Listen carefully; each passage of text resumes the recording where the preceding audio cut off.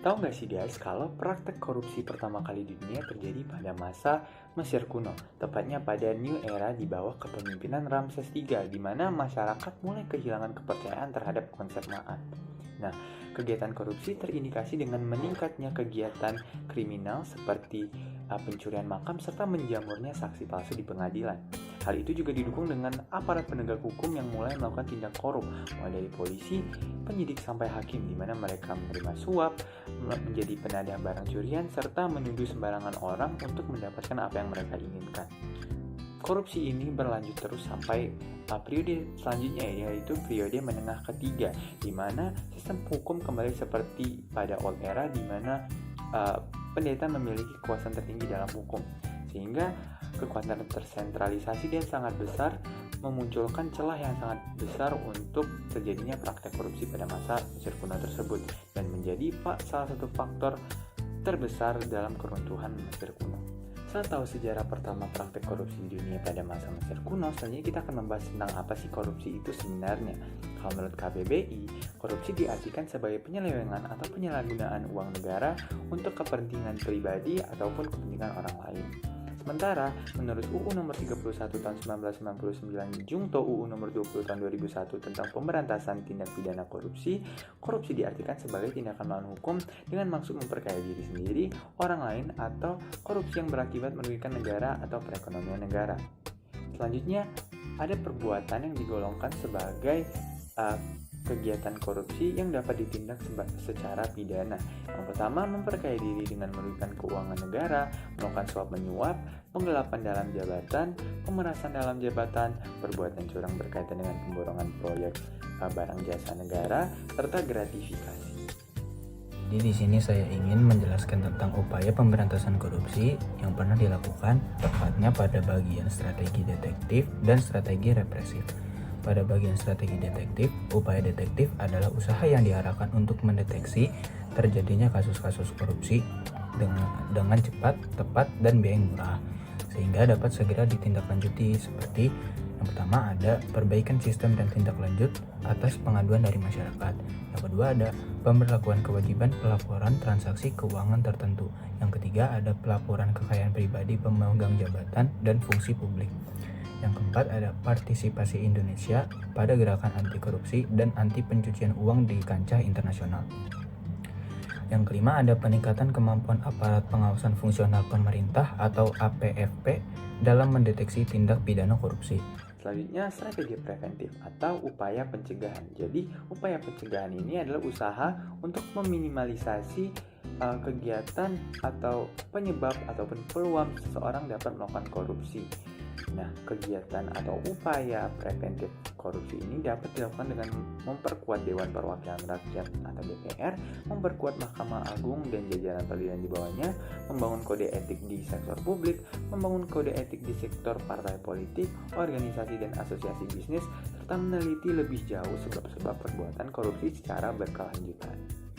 Praktik korupsi di perguruan tinggi di Indonesia. Menurut data dari antikorupsi.org, sejak tahun 2006 hingga 2016 tercatat sedikitnya 37 kasus korupsi yang terkait dengan perguruan tinggi.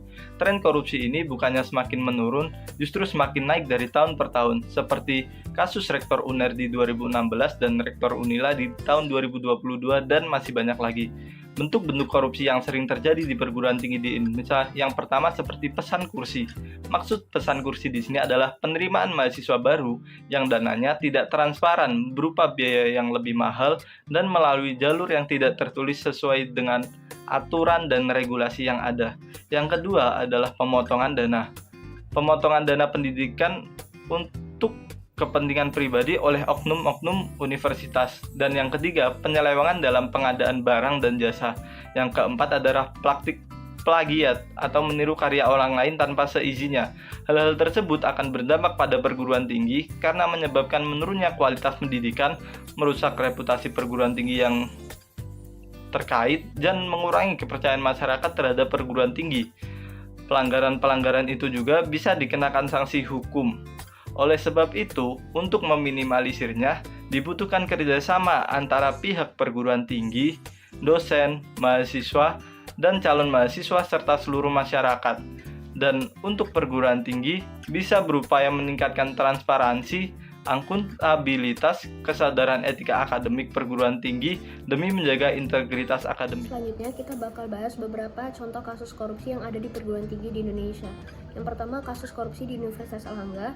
Kasus pertama ini terkait penyalahgunaan dana pembangunan rumah sakit Universitas Airlangga pada tahun 2007 sampai 2012. Diduga kuasa pengguna anggaran Universitas Airlangga menyalahgunakan wewenangnya untuk memperkaya diri sendiri. Yang kedua ada kasus korupsi di Universitas Gunadarma. Kasus korupsi ini terkait penyalahgunaan dana penelitian dan beasiswa mahasiswa. Dana tersebut seringkali disalahgunakan untuk kepentingan pribadi. Yang ketiga, kasus korupsi Universitas Lampung. Kasus korupsi ini dilakukan langsung oleh Rektor Universitas Lampung, Prof. Sugeng Haryanto. Beliau diduga menerima suap dalam penerimaan mahasiswa baru melalui jalur mandiri pada tahun 2018 sampai 2019. Beliau juga menerima suap sebesar 1,5 miliar dari sejumlah pihak. Yang terakhir, kasus korupsi Udayana. Kasus korupsi ini melibatkan penyalahgunaan dana sumbangan pengembangan institusi atau SPI. Adanya kasus-kasus korupsi di lingkungan perguruan tinggi mempunyai dampak-dampak yang sangat negatif. Perguruan tinggi yang seharusnya mempunyai fungsi untuk mencerdaskan bangsa malah digunakan untuk melakukan hal-hal yang tercela oleh petinggi perguruan tinggi negeri. Salah satu dampaknya adalah kerugian negara yang dihasilkan oleh korupsi tersebut.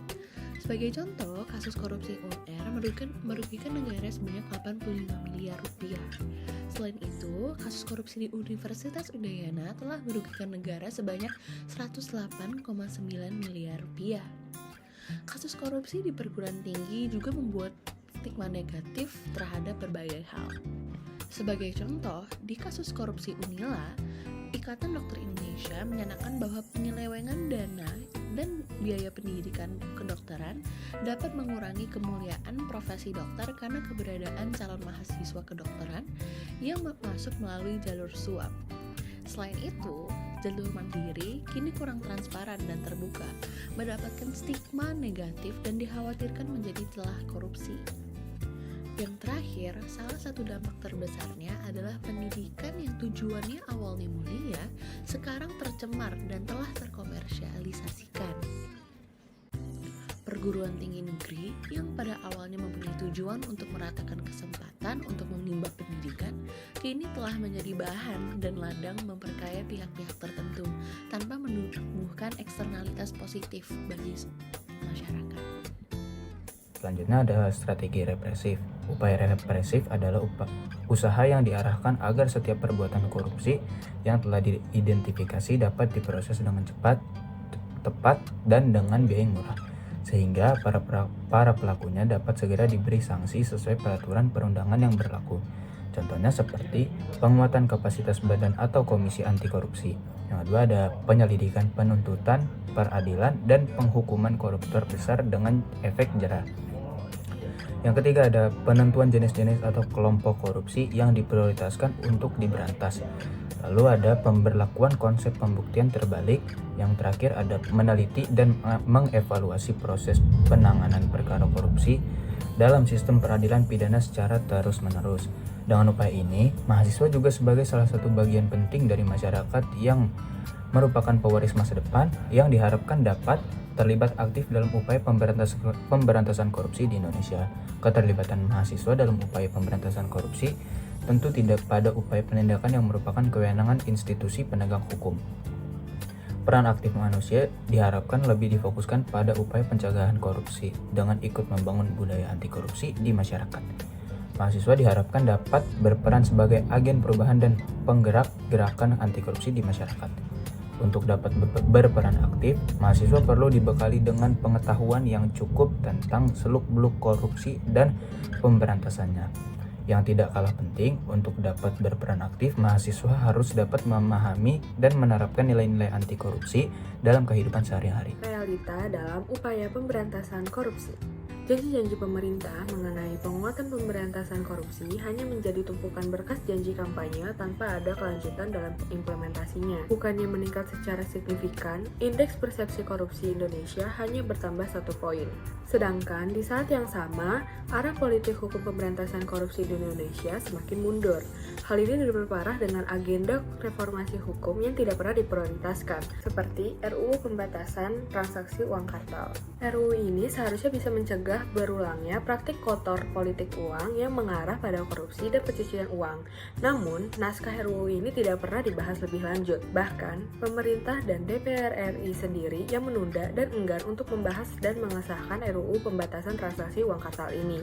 Ironisnya, tidak jarang pemangku jabatan yang seharusnya memberantas tindak korupsi malah melakukan tindakan non-etis tersebut. Seperti yang baru-baru ini terjadi, mantan Wakil Ketua KPK melakukan pelanggaran etik berupa penerimaan gratifikasi. Dan mantan Wakil Ketua KPK ini hanya diberi sanksi ringan berupa pemotongan gaji pokok saja. Hal ini tentu tidak menggambarkan standar etika yang tinggi yang dimiliki oleh KPK. Banyaknya ketidakselarasan antara harapan dan realita ini menandakan bahwa pemerintah perlu bekerja lebih keras lagi untuk memberantas korupsi yang semakin menjamur di negeri ini.